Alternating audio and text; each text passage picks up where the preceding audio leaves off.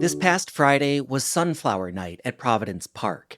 Now, that might not mean a lot to some of you, but any die-hard Portland soccer fan knows that's a celebration of the family of Timber Jim, aka Jim Serrell. For 12 seasons, he was the Portland Timbers' suspender-wearing lumberjack mascot. He captured the hearts of fans and the club with his stunts, like hanging from the rafters, climbing 100-foot poles, and slicing logs. Today on CityCast Portland, we're bringing back host Claudia Meza's conversation with Timber Jim. We'll take a look behind the scenes at his time with the club and talk about the deeply personal meaning behind the song that's sung at the 80th minute of every game. It's Monday, August 7th. I'm John Notarianni, and this is what Portland's talking about.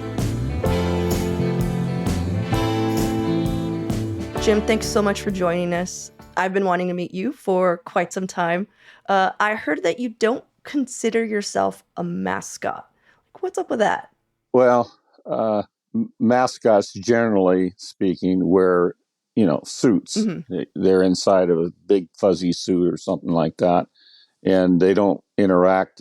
They don't actually speak. They're anonymous inside a suit. And I've been nominated for the Hall of Fame of mascots, and I can't get in because I don't wear a suit. Oh, really? Yeah. But I prefer to be called the Director of Love and Celebration. Yeah. Rather than a mascot, because it's more really what I did, I kind of roamed around and was able to interact with people. But that's what I'm known as a mascot. So I'll own that. Yeah. Well, a lot of people know Timber Joey. Right. For those who are too young to have seen you back in the day, could you explain what you did, like what your shenanigans were to get the crowd worked up? Well, at first, Keith Williams, the general manager, asked me to saw a slab off of a log, so to speak. Mm-hmm. And at that time, he owned a company called Tim Fab, and it was a big, huge wooden beam. Mm-hmm. It had great big wheels on it. So that's all I would do is come out and saw slabs off of the beam whenever they scored. And they were wrapped in Timbers colors. So that's how that happened. Gotcha. Yeah, you used to climb poles as well. I mean, I've seen the pictures of you climbing poles, hanging from beams, and all with a chainsaw in hand. Can you explain that? Like why you were so adept at climbing poles? Well, my whole career I was in the power line industry, and Mm-hmm. I started out trimming trees around power lines. Gotcha. And later on in my career, I went into line work, actually building power line. So when they reincarnated the Timbers in 2001, they asked me what I needed. And I said, I need a 100-foot pole, and it needs to be 28 inches on the top so I can stand on top of it. Mm-hmm. And it was awesome. The view from up there was unbelievable. I can't believe you would how tall was it? Well, it started out 110 feet, and when they tried to make the swing to come down in the stadium with the truck, it was too long. Oh my so God. they had to cut some off of it just to make the swing, so they didn't take the max line out. Oh my God. It was very difficult, and it was really irritating to the staff because it took a lot of work to do that. Yeah. Anyway, God, that's so scary. I just can't believe you would do that every game. well, it's second nature. It's just like walking up a long set of stairs. And I was trained how to do that. And it was pretty easy, really, for me. And then I'd haul a chainsaw up and then a drum, great big drum, and I start beating that. So that's what got the attention. Yeah. So tell me why it's important to have that, for the fans. Because I know you came up, this wasn't a position that was open and they're like, oh, let's hire, someone to come up and get everyone going. I mean, you volunteered yourself. You were just like, I'm going to do this. Well, originally Keith said, no. He says, are you nuts? No, you're not doing that. Mm-hmm. I can't allow a chainsaw in the stands. The climbing of the pole was later on, and it was kind of dead. And Keith come up to me and he says, see if you can get the crowd going. I said, Keith, this isn't junior high. I said, that wasn't part of the gig. And he was really disappointed that I wouldn't do that. And I felt bad, so I did. I went up there, tried to get the crowd going. Mhm. and they didn't like it What? at all. They didn't like it at all, and They weren't singing songs. They weren't cheering. They they were just they sitting there. weren't participating I at can't even all. You know, imagine. Like from the Timbers army that we have now. Oh my god. give me a T, give me an I. You know, and it's very lukewarm. Yeah. And Keith says, "I'm sorry, they're just not responding to you." I said, "Well, Keith, I'll fix that." Hmm. And I didn't tell him what I was going to do, but I brought all my gear and ropes, and I climbed the pole down in the southwest corner of the building. And that's actually two poles side by side to hold the light bank up. So I threw my climbing line over that, Oh my god. and then I flipped it out in the center of the cross arms. So I come down about 60 feet and started swinging back and forth. And then when I flipped upside down, fired up the chainsaw, everybody's looking around and where's the noise coming from? And so as I'm swinging back and forth, the lights on the field are moving away, moving closer. So Uh-huh. it's just the way.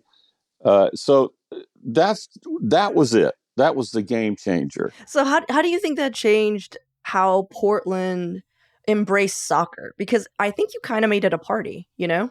Well, that was the idea. We were going to have fun, you know. Yeah. And hopefully the players would join in and we'd win some, you know. That was the idea.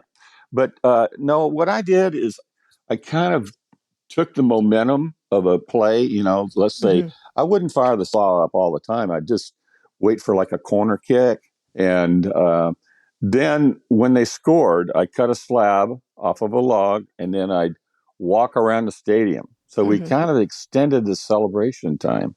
I feel like you inspired and you created so many of the traditions we have. The other one is the singing of "You Are My Sunshine" at the 80th minute of every game, Yeah, which is a tribute to your daughter's passing in 2004 from a car accident. right. And you got the call while you were at a game, cheering, getting the crowd revved up, Yeah. as Timber Jim. Can you tell me how that tradition came to be? Because I mean, you going through all your grief, I can't imagine you were just like, this is what's happening. I mean, Yeah, it was. Well, I didn't know what happened at the time. They came yeah. up to me and said, "You got to go home," Hmm. and I didn't want to go home. We were beating Minnesota at the time. Really, we were killing them, and I was having a great time. And the guy comes back. He goes, "Dude, you got to go home." He goes, "They said you have to go home right now." Hmm. So I just left everything and went home. I calling my family, and yeah, I didn't know what happened until I walked in the door. There's state police cars outside. And anyway, it was, I started singing You Are My Sunshine. I took a couple games off. Hmm. And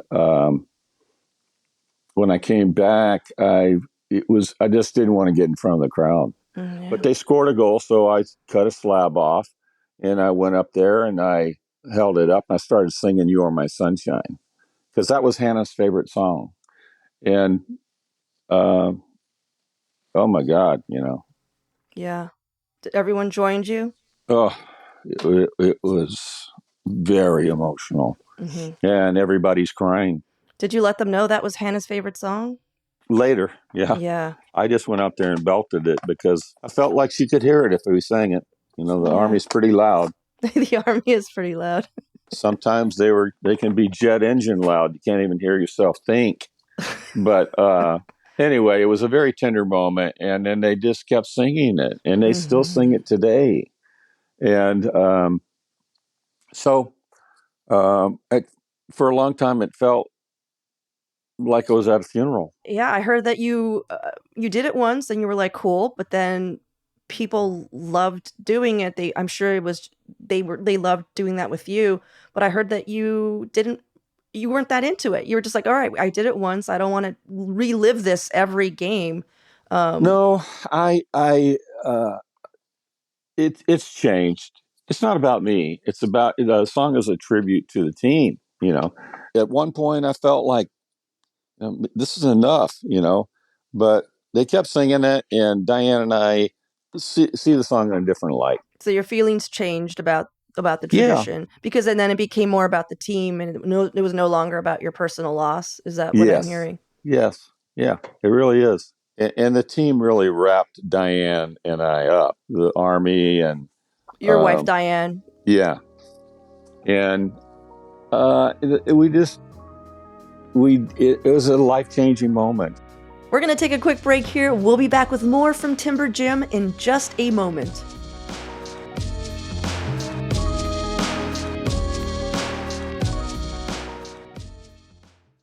You still go to every game. Yeah. That's what I'm hearing.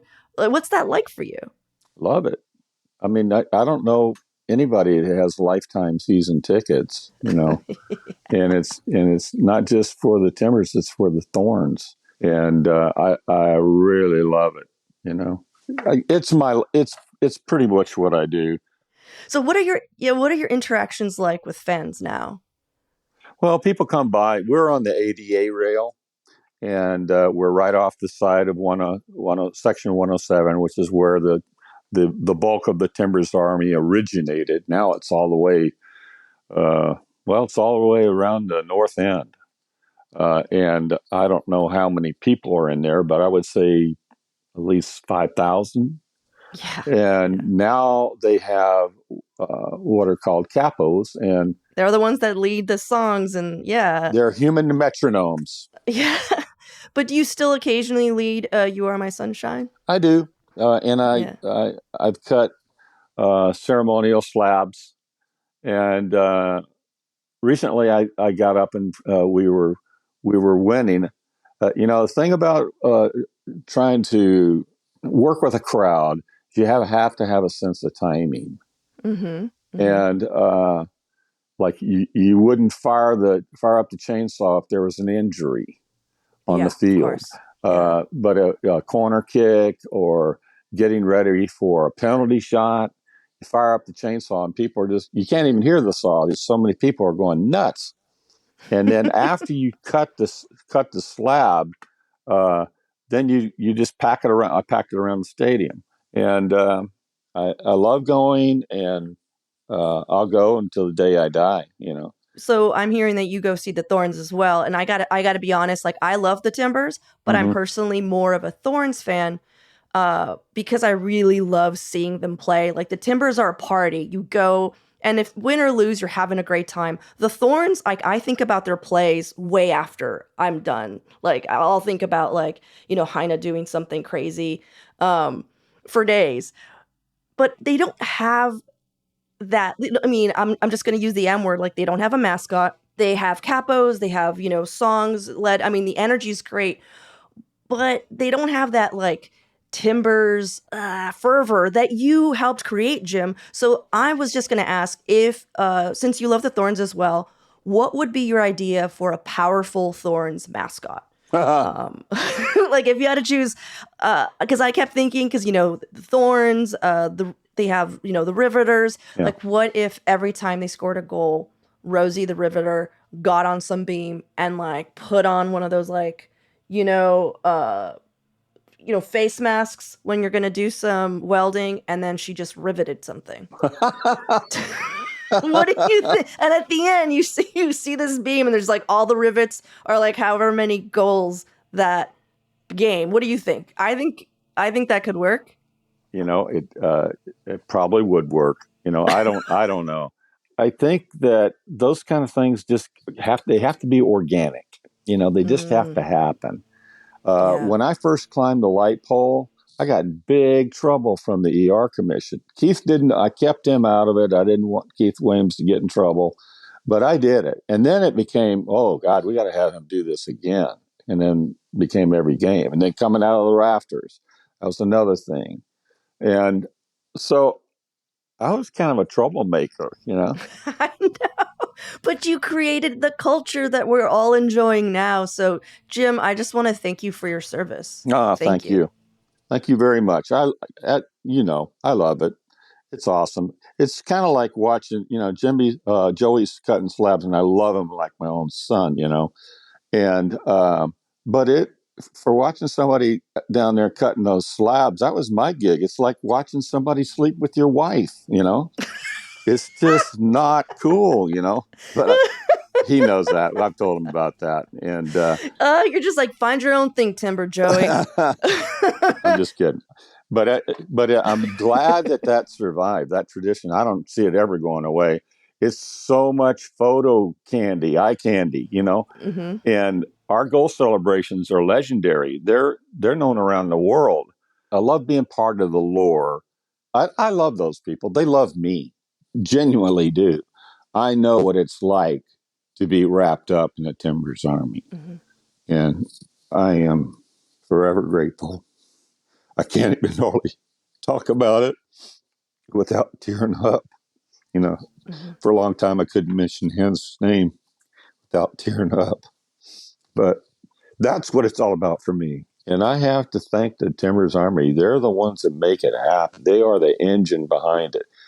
I have people come by all the time where Diane and I sit, and they shake my hand and thank me for what I did, And I haven't done it in Yeah. long time. Well, you made something special, and you're part of Timbers. You're an icon. You're part of Timbers history. But listen, Claudia, if you ever want to go to a game, I'd love to take you. You can come sit with me and watch a Thorns match. I would love that, Jim. Really? Would you like to do that? I would love that. Please. We'll make it happen. Jim, you just opened the door. Yeah, let's go. Thank you. Yeah.